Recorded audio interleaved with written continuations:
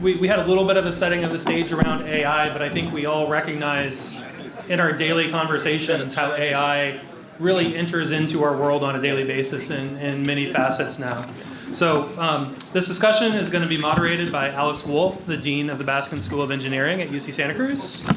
Joining him in the panel discussion will be Ravi Rajamani, Managing Director, the Global Head of AI Black Belts at Google, Arun Kumar, Managing Director of Celesta Capital, Vineet Agarwal, Vice President of AIMA and a Managing Director of the Transport Corporation of India, Yi Zhang is the Director of the Center for Generative AI at UC Santa Cruz, and Sharad Singh, CEO of Trivium. So, Alex, turn the floor over to you.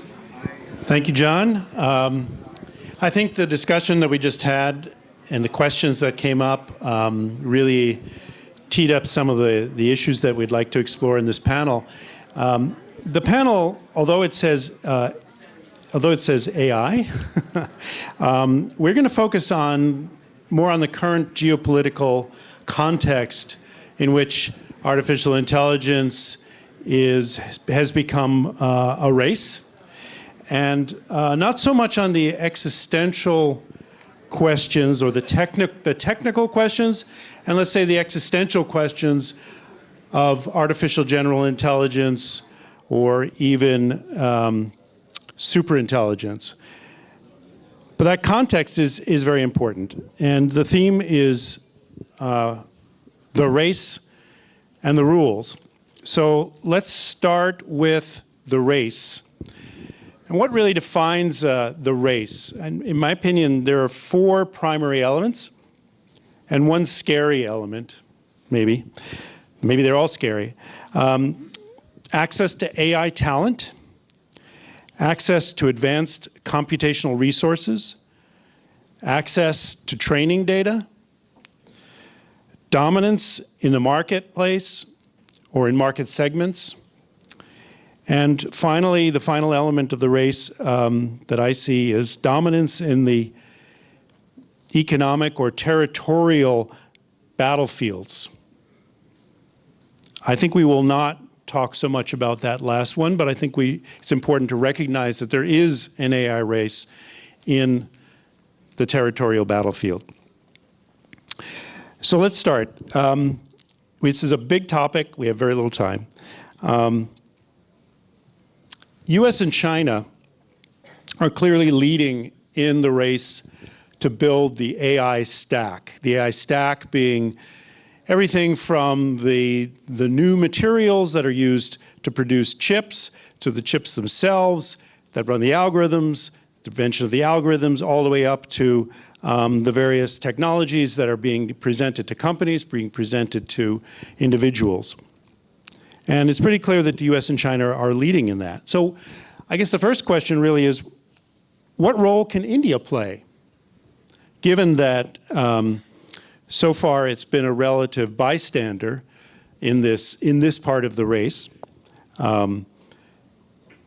Is there a leverage that India can apply in this situation? Is being kind of the third party an advantage even for India, or does it hurt India? So I'm open to anyone answering these questions, but maybe I'll ask Ravi to start. I mean, the way I see it, fundamentally, if you look at AI, there is that foundational research element, yeah? I think that there's a lot of academia, funding that goes along with it, the ecosystem around it. China's built a fantastic ecosystem in the last 10 years. Obviously, US should be the leader, and they are the leader, at least today, right? Then you look at applied AI. So how do you take some of this foundational research and apply it to products? And I'm not going to talk about what we do at Google, but in general, I think for folks in India, I think that's a wide green world right now, right? I mean, I think taking some of the research areas and applying it to everyday life, everyday jobs, I think is that's an arms race that everybody should get in at this point. The question that you asked in terms of all these are available, like people, computational power, data. I mean, you look at it, India doesn't lack any of that, honestly. Maybe the latest and high-end chips, for sure. But that takes 10, 15 years to build a semiconductor ecosystem, yeah? I mean, if you look at a lot of the VCs today, taking research papers and reverse engineering that is majority what all these startups are doing. So Google puts out a paper, OpenAI puts out a paper, people immediately try to do it in open source and reverse engineer. It's actually a really, really good thing, by the way, trust me, because it democratizes research also, right? So we have to start, India has to start, in my opinion, at the university level, at the research level for that. But applied AI, I think, is everybody should go very, very quickly. So in terms of India's advantage in that, or in India's advantage in dominance in any particular market segment, would you like I just to want to comment? build on what Ravi said, which I completely agree with. I also was wondering, I also think there would be other opportunities, like, AI is driving a lot of demand in a number of areas. So if you just look beyond the stack, there's many edge cases, applications were mentioned, but there could also be, semiconductor circuits, systems for specialized users. So a number of areas where we'll see potential opportunities for Indian innovative companies to take a lead. Yeah, I guess I'm not the technical expert you are, but sorry, I had a rough weekend in Vegas this weekend, so bear with me on this. It was a good weekend in Vegas. But I was thinking, like, the Indians. I was born here, but as an Indian, I think what I've been amazed by our people has been the ability to win hearts and minds and lead companies. That we just had these stats that we went through about how many are founders. I think that's where India can lead, be that glue in the middle of all these rivaling countries. We kind of have a little specialty of having tea with people, joking around, giving them sweets, and everyone getting warm together. And I think maybe we can be that culture that's the warm and fuzzy of AI that brings everyone together. So although I'm not India, but I think Indian country can contribute a lot. If you look at the data, data can influence what AI knows, defines what's intelligence. And you don't want data come from a particular place. And India can contribute data to influence intelligence for the future, for the global world. And also India has talents, right? And you can also contribute there. I heard the Consulate General are talking about computing powers. I expect the country will have computing powers to also contribute to models and innovation in the future. Yeah, I'll actually take a step back and not, it's just addressing a larger question here, which is, it's firstly not, the race is not a marathon. It's more like a sprint right now. It seems like that, at least. And the sprint is not just towards what we're talking about from a delivery perspective, but take a step even further down. It starts with rare earth. The absence of rare earth, and then the absence of the hardware, which is the chips, and the absence of the ecosystem. All of those things are essential to say that, yes, we are part of that race. So first, to enter the race, I think some of these basic things need to be in place. And we've entered the race from the outside. We were not in the race, but we've come from the outside. So somewhere we have to also look at very strongly contribute using our skills as a nation, get that advantage quickly. And I think all the points that was mentioned were the things that we can really take and drive forward. I think it's fair to say that one characterization of the success of the success of the U.S. in the AI race has been its welcoming of people from many, many nations and bringing in talent from anywhere. China's success might be attributed to its very controlled, centralized, deliberate investment in very specific areas and very intensively. Of course, it has set up a competitive environment among many, many companies, but generally speaking, it's been a very deliberate strategy from a central source. how does India, what is the stake that India has in this, or what is the take that India makes? I mean, the talent that India draws upon is mainly Indian talent. How does it develop that talent? How does it develop these resources? If I might start with that from a private sector point of view. Is that working? Yeah. Yeah. There's a tremendous amount of entrepreneurship and innovation happening in India today. And the US-India connection is very, very powerful. People in Bangalore speak the same language as people here in Silicon Valley. They went to the same schools often. They know each other. So that's an element that I would not underestimate. We see a lot of action. For example, you mentioned data. You mentioned data. Now, there are companies in India that are building, and we involved some of them, that are in code developing products in the pharma and diagnostics area with a US counterpart. Again, building on the vast amounts of data that you can gather in India. So there are many synergies to be found. So the private sector, in terms of entrepreneurship, is very active. I would also say that the government is stepping forward. The government has realized that deep technology is really important, that AI is really important, that semiconductors are important. They've set up the India Semiconductor Mission with private sector participation as advisors and so forth. They've got an AI mission. And they recently announced a $12 billion fund to provide actually quite soft money to incent investment in deep technology. So the government is playing a catalytic role. They don't want to really interfere with markets, but they do want to support deployment of resources through competitive means. Well, I think fundamentally you're going to have two sort of AI stacks, right? One is a Western stack, and another one is a China stack. Now, possibly an open source stack, right? So if you look at India, the options are, I mean, obviously geopolitically, you're not going to go and standardize on a China stack. So you're going to go with the Western stack and maybe an open source stack. Right now, open source is super interesting right now. Because first off, I don't believe transformers, the architecture that most LLMs are based off of today, is going to get you nearly to AGI, let alone ASI, right? So what are the new architectures that are going to come up? And then what's open source going to do?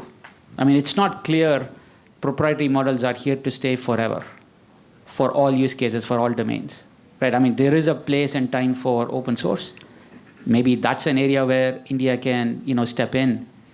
To the point made earlier about the government support, yeah, it has to start there, right? I mean, it has to be a public/private partnership, because DeepSeek did not come out of someone saying, oh, I have this great idea. They were forced. That was an innovation that came really because of need. They did not have access to the latest NVIDIA chips. US was embargoing that. So they had the older version of chips and said, how do I still train? So it was necessity, right? I mean, they had to do that. So no reason why India cannot do that. But we have to set up the infrastructure. There has to be power. Power is the biggest constraint these days. It's not even chips anymore. It's power, it's data center, like where do you put it? I mean, those are things, as he was saying, maybe, the government can step in and help the private enterprises. Yeah. Okay, great, thank you. So getting sort of looking at a different part of the landscape here in terms of a race, there's the question of you mentioned open source as a way of making these technologies available, but I think it's fair to say that the technology is moving extremely rapidly. The way that you use AI or the infrastructure for leveraging AI is changing, weekly, practically, and so it's very hard to be competitive in an environment where the base infrastructure shifts so quickly. And it's compounded, I would say, by the fact that it's not only moving quickly, it's also somewhat mysterious in the sense that even AI developers themselves don't know why the technology works. They don't really understand how it is able to do what it does. They know that it's doing what it does, and they know how to make it do better and more, but they don't understand it in a fundamental sense that that leads to other properties like confidence and security and reliability that we look for in products. So is it possible for companies, is it possible to develop technically or practically some sort of black box approach to AI foundations that can insulate companies from this rapid change, from the vagaries of different sorts of foundational infrastructures that will allow those companies to actually flourish in a marketplace? I can go, but I'll let the other panel. It's your expertise, exactly. Okay. So another way to ask that question, the way I internalize it, is what's the impact of regulations too, right? Because you're asking for, are we going to be in a world where there are standards? That's what really future-proofs. So, I mean, you look at open interfaces like Linux, everybody can, step on it because it's, at the end of the day, open source, right? I mean, open interfaces. A lot of people know cricket here. I mean, this is probably the first or second over in a really long game, right? So it's too early to, start regulating around standards, in my opinion. Now, there is also, if you look at the latest European, IT Act around AI, they said, I'm not going to regulate the tech, but I'm going to regulate the application of the tech.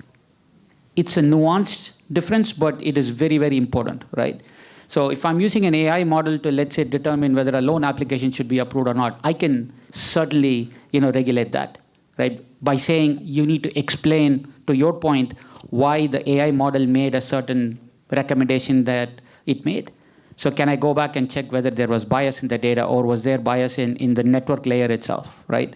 So those are things that you can, but if you start regulating, saying everybody has to be a standard today, it's going to be, even companies, I talk to companies day in and day out, right? That's the number one concern, by the way. If I pick a stack, am I going to future-proof myself, right? So we do try to help customers by giving them how you run it at scale, because creating a demo or a prototype today with AI really is a couple of hours these days, depending on the use case. Maybe a day, 2 days, right? But running it in production is a whole different ballgame. And yeah, go ahead. No, I was going to push back a little bit and say, I think the race is actually to build the de facto standard, Right. not the regulated standard. That's a different thing, but the de facto standard. And people are racing to be that standard. Again, there's just a nuance. I agree with you, right? But if you regulate now, you might create a hurdle for these new entrants in the market that might be too big for them to cross, right?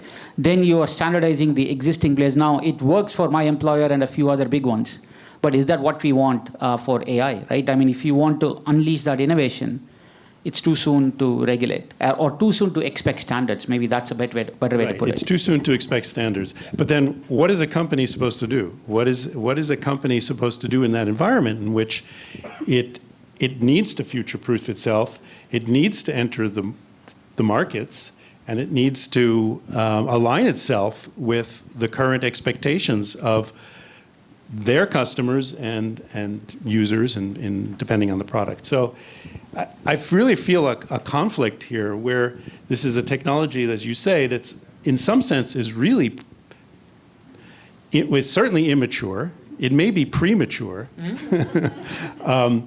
But there's such pressure in the world to align companies, align products, align workforces with this technology. We're in the finance, for startups business. So let's take. I'm just gonna take a little sliver of this world and how it might be. Maybe it's different. Everyone right now is on QuickBooks and they go to NetSuite. That's kind of the de facto, right? And NetSuite's a $40 billion company. The way they make money, I'm not sorry if anyone works for NetSuite, but you buy it and you spend $100,000 on every module you add. Let's just say you got revenue. You add a revenue module, they charge you, right? In the last 6 months, I've probably seen 75 companies that are just doing accounts receivable modules. And it's all AI. And you could see a company the other day, I got preempted on the investment. Rillet raised 20 million from Sequoia. 6 weeks later, they raised $100 million from Andreessen. And all they're doing is trying to just take a chunk of what NetSuite's doing. And there's a ton of these companies, and all these companies are built on AI, and they're talking to each other. And I think what's going to happen is we're going to have, instead of one big behemoth and a bunch of modules they sell you, or they charge you to, connect with them, there's going to be a ton of options. So on the other side is maybe we have more options as company owners. Maybe we're more agile. Everything speaks to each other. And it's so smart that it's plug and play, and the best of the breed wins. I'd like to invite the audience, if you have questions now, please. My question is, I know you talked about application. Can you wait for the microphone? Application, Yeah. that is important because you can have all the theory, all the fundamentals. But the thing is, when you do the application, and the most important thing, I think Mrs. Zhang brought up that idea of data. Without data, you cannot solve the problem. And you got to have data, accurate data. Now, I hear about some even the Gen AI has some problem because the data is not accurate. You may get a wrong result. It's called hallucination. How do you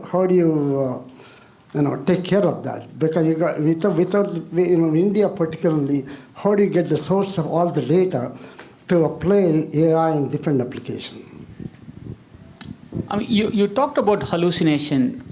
First off, it's called generative AI, and I would argue hallucination is a bug for some of us. It's a feature for others, right? Because if I'm trying to create a script for a movie, I want it to hallucinate. I want it to kind of go bonkers, right? Depending on what I want. I can set temperature. I could do whatever I want. Or if I'm figuring out, let's say, a supply chain where I need to route it, obviously I need to be super mission critical, and it has to be grounded in facts, right? There are lots of architectural techniques now in the industry that can help you manage this, right? And going back to his earlier question, how many of you here, a lot of successful companies, how many of you here are not considering AI today, like not even evaluating AI? Yeah, that's what I was expecting, right? So I think expecting perfection today is foolhardy, right? You have to get going. And I always tell this stat. Sundar Shah shared this in our last quarterly results. Like 30% of Google's code now is generated by AI, right? It doesn't mean we are laying off 30% of our developers. That's not what we are saying. But 1 out of every 3 lines of code that goes into our code base is either suggested by AI or generated by AI, right? Now, 100% of those code reviews are done by human beings today at Google. So we are not ready to say, software developers, you don't need to, AI is going to come in and take over. But if a code was written by a human being, we would have someone review the code, right, before we put it into our main branch. It's the same thing with AI also, right? So the question then for you is to say, how much can I take and let it go versus how much do I want to go through my existing sort of QA, QC process, right? Over a period of time, you are going to build that trust with AI. So you obviously don't want to be in 2 extremes. 100% trust AI or I don't trust AI at all. So you have to be somewhere in the middle, and that journey is dependent on where you are as a company, right? Like how much risk you're going to take putting an AI into this. Okay. Yi, would you like to? Yeah, as a researcher in AI, and I also, yesterday we organized an AI conference here, right here on this stage. The whole panel are AI experts. The conclusion is don't trust AI. Because that's how AI is trained by training data, and it has objective to make user happy. Because how it's trained, it try to achieve that particular goal.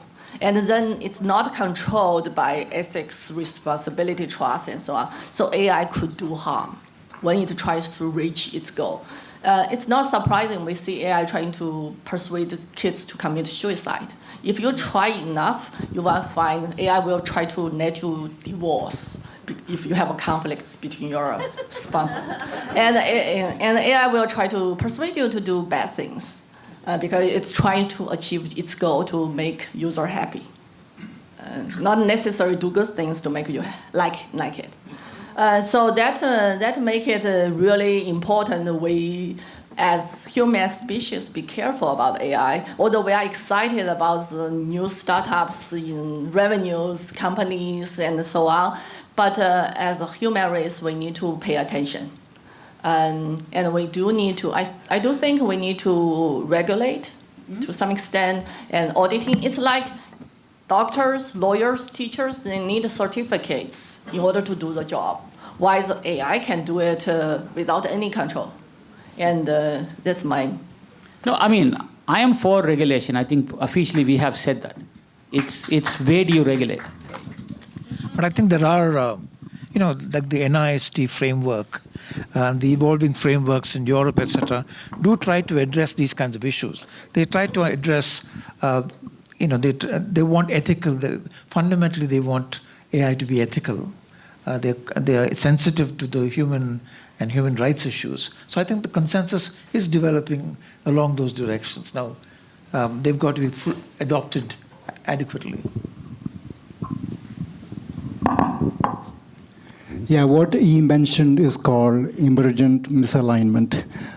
So actually, I have two questions, both for Ravi, so you're on the hook. So first is, you mentioned that LLMs won't take us to AGI, and I agree with you. What would? So that's the first question. And second question is, when I think about the stack, I think about the sort of the fundamental layer, a lot of sort of research, academic research that needs to go into it. Then there's foundational layer, LLMs, etc., and then the applied layer, okay, applications, etc. Where do you think India can actually really, succeed, and then truly innovate? Thank you. Listen, you're asking what's coming after transformers as the basic. Yeah, I think it's still TBD, right? But I think fundamentally, if you look at an LLM, how does it learn, right? Through words, right? It figures out, the mapping, and essentially it just learns the relationships between words, and then it's a statistical sort of probability that it generates, saying, okay, say this word, what is the next word, right? But that's not, you take a child, that's not how a child learns. I mean, it's multimodal by definition, right? So if a baby is going to put the hand next to a candle, it burns, they know next time they're not going to do that, right? Nobody said, candle put, right? I mean, it was not through words, it was actually through experiential, experiences that you learn. We have to figure this thing out. So if you look at Gemini today, pretty much it can do all the multimodality, right? So we announced a new image model called Nano Banana. It can do image editing in place, it can do a lot of things, and it's actually an LLM, to be honest, right? It was not a separate model that was trained for images, right? So the core LLM is getting very, very powerful these days. But is it going to take us to AGI? In the current architecture, just my personal feeling, not Google's, it's just my personal feeling, I don't think we will get there, right? But there's going to be so many architectural things that we could do to make it look like, I mean, you would argue today LLMs can do more than human beings, right? But it's because I can have an LLM talk 100 languages. Very few human beings can do that, right? So just by simple definition, you could say. But that's not what we mean by AGI, though, right? Now, having said that, coming back to India, I think there are lots of nuances, India is a collection of so many different traditions and cultures, so many different languages. I think there is a time and a place for us to start building what is Indian LLM, right? Even with the current technologies, to the other gentleman's point on data. Right now, we are not able to train a model to go from one language to another language with the empathy and the toning, right? Stuff like that. We could do translations, not a problem. But for us to have truly, AI-based applications, like, building an AI assistant or a tutor or a coach, you need to start conveying that empathy and the sentiment in that native language, right? It's a really hard problem to solve for right now. I mean, you've solved it for some languages, but it still looks very robotic on other languages, right? I think that's the opportunity for us, in my opinion, at least one of them. Okay, thank you. And sorry. Oh, go ahead. And I also feel that, just to add to that point, is some areas in application, I think India can excel quite well because the adoption, we have a very, very large base of youngsters in India. I think more than 30% of the population, forget the numbers, but under 25 years and below. So they've already started adopting AI applications in whatever form it is. Maybe the most rudimentary form, but they have started adopting it. And I'm talking to schools, we are hearing schools saying that we're going to change the pedagogy because we want them to use it more and more. And when such a large base starts using it more and more effectively, the kind of applications that can develop can push what he's saying.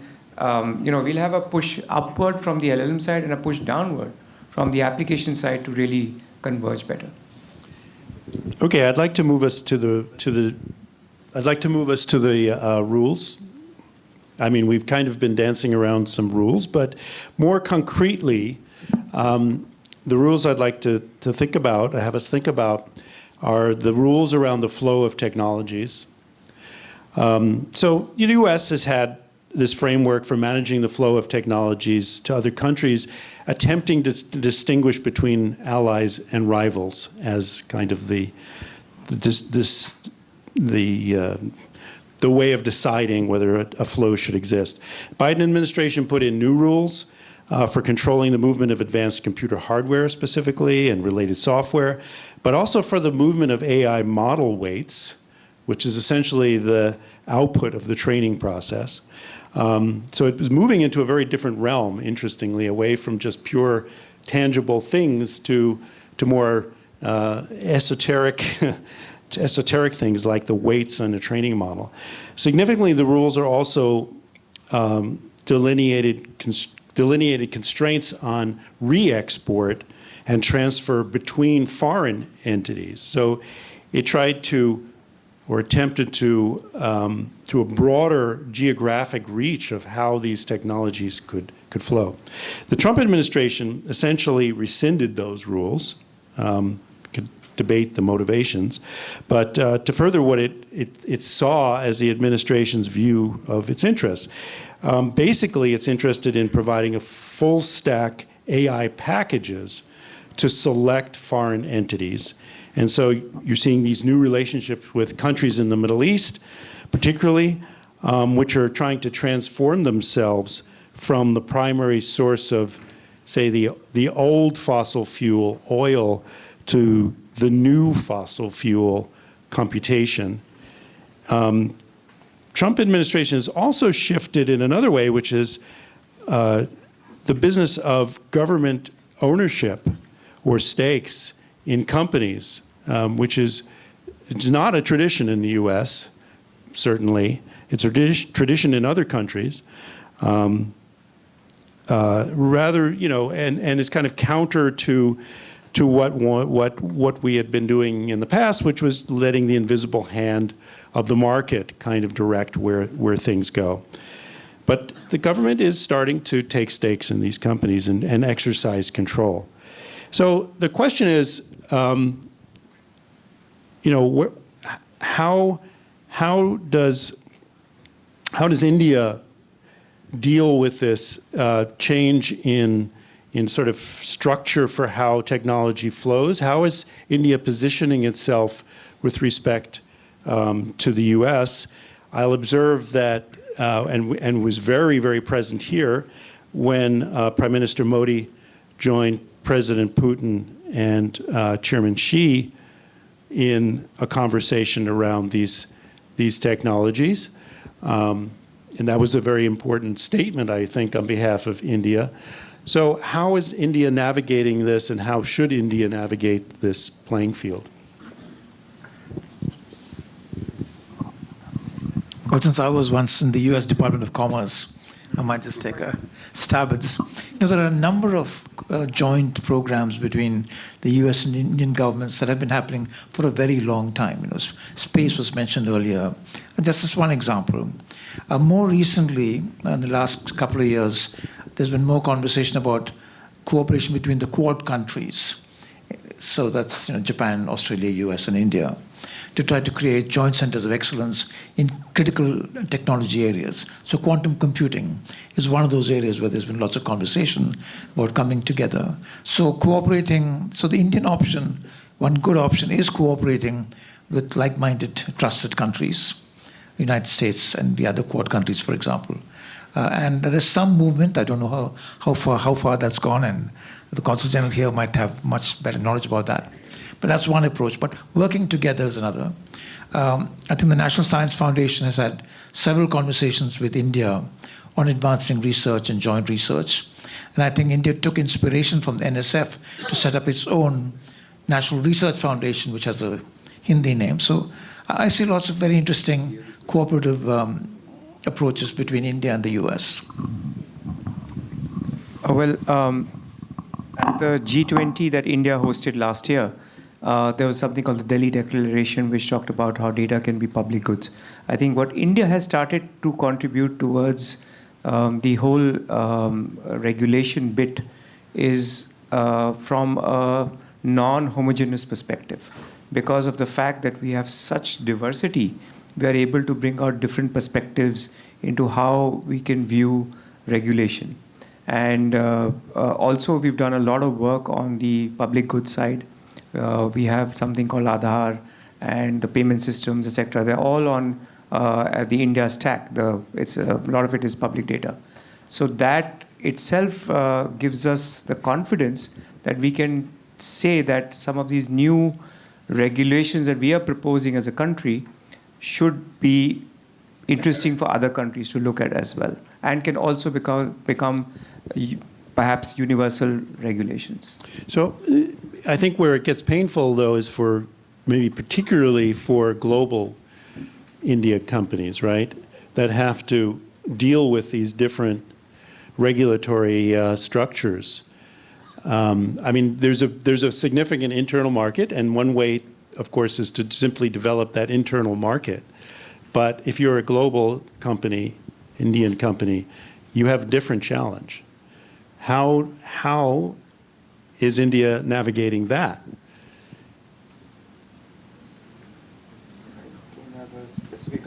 Maybe you should answer that question. Yeah, but I can't speak on behalf of the Indian government, but yeah. I mean, UPI and the other one, the Aadhaar, you said, I mean, those are fundamentally not some groundbreaking innovation that came out, right? I mean, maybe the implementation was great, not maybe, it was great. But you're talking fundamentally where innovation is born, right? Research. So if you look at the three stakeholders, at least the way I look at it, government, private enterprises, and academia. Governments, with this current administration, I wouldn't say they are very friendly right now with anybody, right? I mean, someone said they are running it as a private enterprise, 100%, right? And then private enterprises are profit-driven. So yesterday, one of our researchers who was working on quantum was given the Nobel Peace Prize for physics. Private companies are picking up the slack in the US. Is that happening in India? I don't have the stats. I mean, you folks might know this. So that's something that we need to figure out. And then more importantly, the researchers, the academic research folks, you have to have free flow of information working with other universities. Is it in China? Is it in Singapore? We need to start building those bridges because that's how you get into this foundational research. Otherwise, you stay at the application layer, which is good, but you're still dependent on a Western company giving you an LLM or a Chinese company giving you an LLM. That's just one example. I was just thinking, could India become like the Switzerland of AI, right? Like we have Swiss banks, everyone banked in Switzerland, but bring all these companies in. India has a relationship with all the tech companies, and they all operate out of there. Can they be the facilitator of just transactions between each other? And then bringing a coalition of all these companies to build some sort of, I don't know, an understanding between you guys, Apple, whoever else, Meta, and I don't know, maybe India can lead the charge there. Alex, were you asking about any specific, for example, data localization, talent migration? These are all big issues. Yes, these are all big issues. But the technologies themselves are being controlled, right? I mean, there's this, the U.S. is selling its most advanced chips to particular Middle Eastern countries, right? And that is, a very deliberate decision that'll have implications for how, other countries can compete. And I guess the question is, how does one navigate in that, and particularly if you're a global company? I think the Consul General wanted to weigh in on this.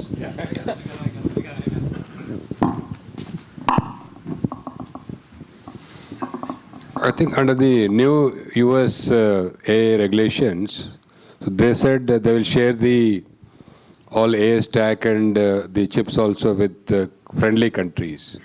So India is in that group of friendly countries. And see, yesterday I had the opportunity to interact with 70 Indian AI founders, startups. So they were here.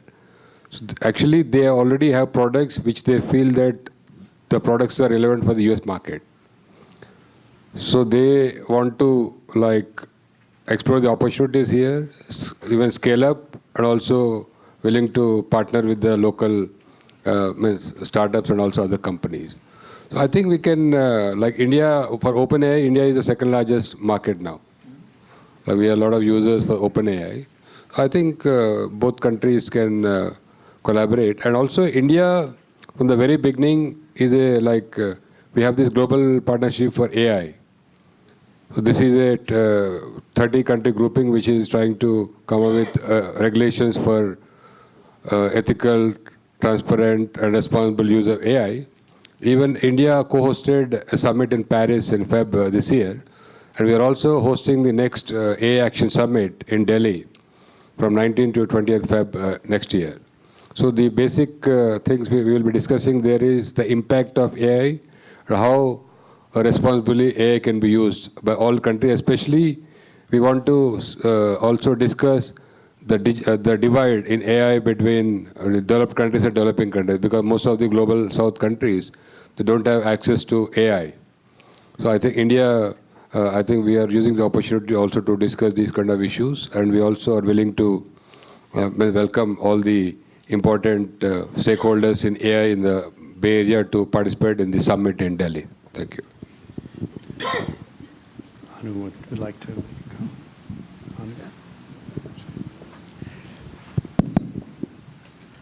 Thank you. My apologies for asking a second question, but Alex, when you said computation was a fossil fuel, my heart initially, I went boom, and I said, oh my God, maybe we have a clean fossil fuel, but given the electricity demands of AI, that's not true. So my question is more an existential question from this very esteemed panel, and this question I ask not as an economist, but as a mother. Does AI have the potential to solve the climate crisis for us?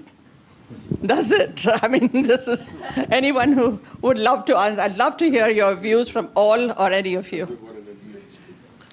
I think the first question is whether it can solve its own crisis, right? So at least in our generative AI center, we have a cluster of professors working on AI for climate sustainability, those things.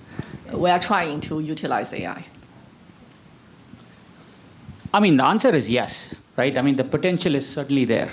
I mean, if you look at some of our, alpha genome models that we just announced, AlphaFold, my bad, genome, coming up.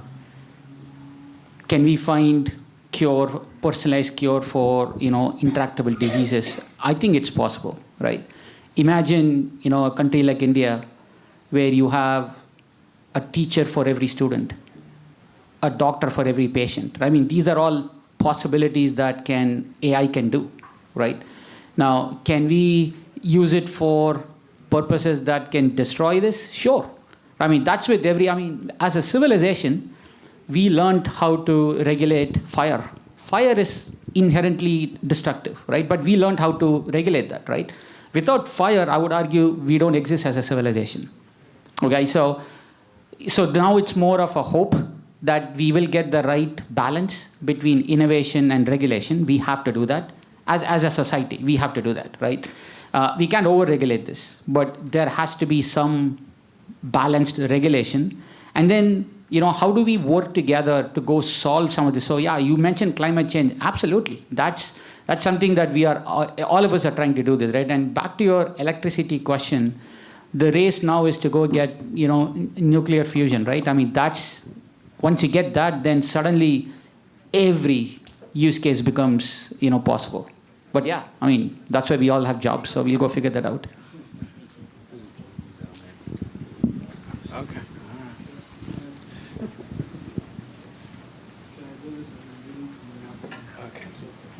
Sorry.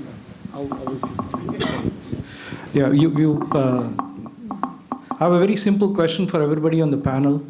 Policy on technology is very hard to do when you're in the government. If you guys want some kicks, watch the Senate hearing on any social media to understand how well they understand and how well they can reform. So it is important that people who are involved, academia, government, experts like yourself, and people who are using applications of AI, like in Transport Corporation or Trivium, to do with this. I spent 25 plus years in SAP and Cisco as a global executive. I am capitalist in me is investing heavily. Okay, so I'm very happy. The human in me is shit scared that I'm leaving a scary world for the kids.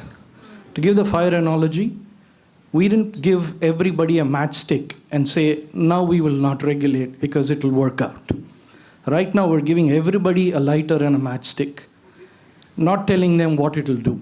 So there's a difference in the way we need to approach AI. So the trepidation in my voice. Simple question to all five of you, one word each. What would you regulate AI in the next couple of years, 2026 until end of 2026? What would each of you regulate? Just one word each from your perspective. Misinformation. You want to go last? I will go last. I want to see what everybody says. I guess hallucination. Yeah, I was also going to say misinformation. Transparency.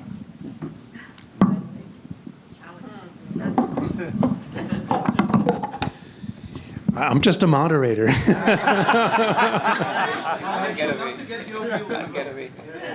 I think you said transparency, yeah? I would say explainability, right? I mean, or responsible AI. I think that's what I would say. I'm close to what you were saying. None of these are being regulated today, just FYI, correct? Well, I think if you look at EU, they have started to do that. I know. I'm talking about our country and in India, in the context of Not yet. I haven't seen. So there's extremely heavy push to not regulate these areas, and that's where it's scary. So we have time for one more question, and then we'll have to quit. This actually steps back a bit to sort of the basis of what you were saying. So we've got US and China that are the leaders, there's no question. And China is trying to create its own technology so it's not dependent, this way.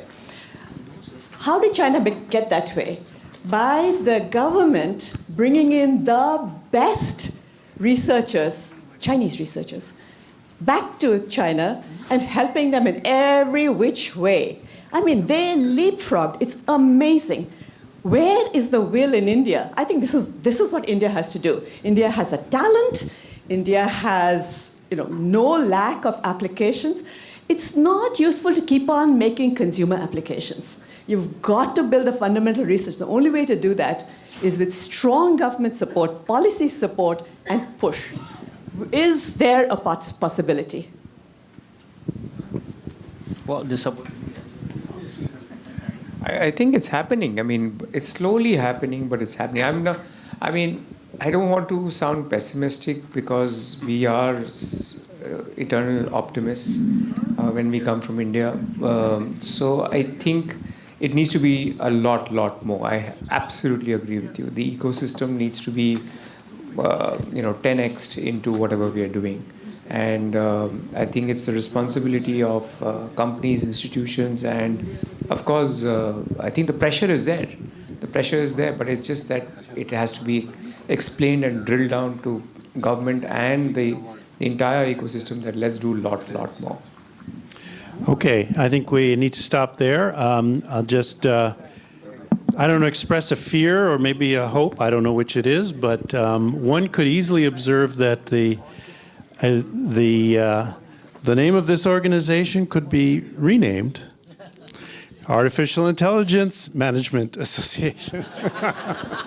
Let's thank our panelists.